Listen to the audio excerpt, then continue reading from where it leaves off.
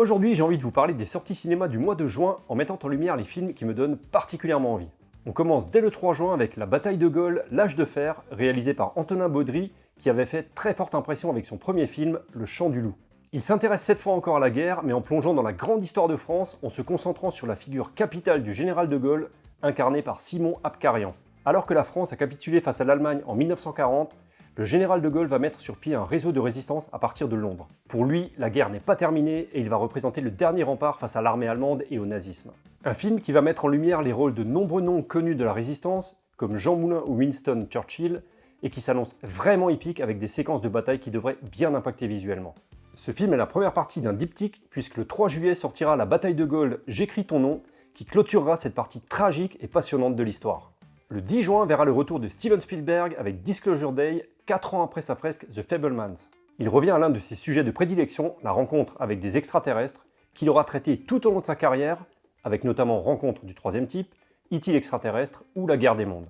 Il convoque ici Emily Blunt, Josh O'Connor et Colin Firth pour un thriller SF qui s'annonce bien tendu et qui devrait lui permettre de retrouver les faveurs du box-office. Le 10 juin également, c'est la sortie de The Furious, dont je vous avais parlé dans ma 6ème vidéo, et qui s'annonce comme la nouvelle grosse claque asiatique dans le domaine du cinéma d'action. Kenji Tanigaki réunit Joe Taslim, Yayan Ruyan et Jija Yanin dans un film qui s'apparente à un sévère uppercut, avec cette histoire de kidnapping d'enfants et de vengeance à la Taken, mais en mode encore plus énervé.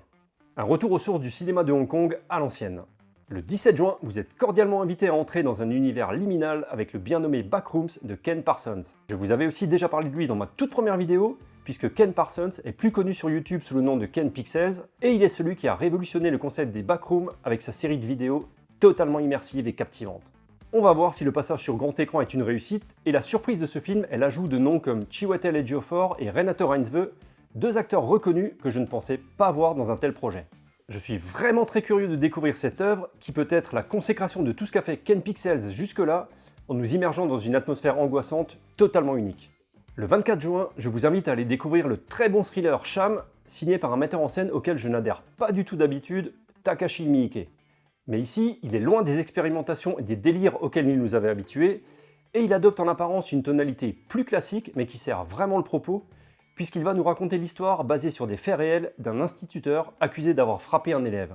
Miike va s'intéresser aux différents points de vue sur l'affaire et va créer un climat très tendu grâce à une mise en scène d'une très belle maîtrise et à des acteurs qui s'impliquent à fond dans cette histoire sombre. Un très bon film que j'avais eu l'occasion de découvrir au Cinéma Bel Air de Mulhouse dans le cadre du festival Les Saisons Anabi et qui mérite vraiment d'être découvert.